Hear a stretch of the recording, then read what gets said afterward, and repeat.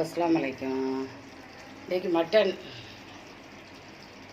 ஆக்கிக்கிறோம். எல்லோரும் நான் எடுக்கும்போது அசைருங்கிறீங்களா, என்ன செய்ய, ஒரு கைனால் எடுக்கிறேன், ஒரு கைனால் அப்படியே போட்டு எப்படிக்குன்னு பாருங்கள். மட்டன் ஆக்கி கொனக்கறிக்கு தக்காளி பழம் கனியாக வச்சு ஆக்கி ரசம் குட்டி சட்டியில் 3 மண் சட்டி எனக்கு ரொம்ப விருப்பமாகிக்கிட்டு பார்த்துட்டு. இது நைட்டுக்கு மிச்சம் கறி கிடக்கும். கோழியப்பத்துக்கு ஒரு 3 கோழியப்பம் வரும். அதுக்கு எடுத்து வச்சுட்டேன், அரைச்சி ஃப்ரிட்ஜில் வச்சுட்டு தேவைக்கு சுட்டுக்கலாம்.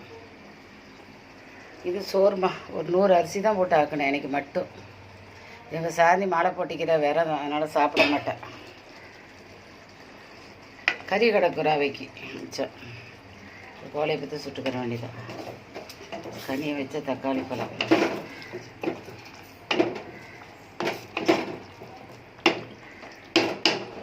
பார்த்துட்டு லைக் பண்ணுங்கள், ஷேர் பண்ணுங்கள், சப்ஸ்கிரைப் பண்ணுங்கள். இது கோழியப்பம் மாவு ஒரு ஆளுக்கு தானே போதும். ஒரு 3 கோழியப்பம் வரும். அல்ஹம்துலில்லாஹ். இன்றைக்குள்ள ப்ரோக்ராம் முடிஞ்சிட்டு. அஸ்ஸலாமு அலைக்கும்.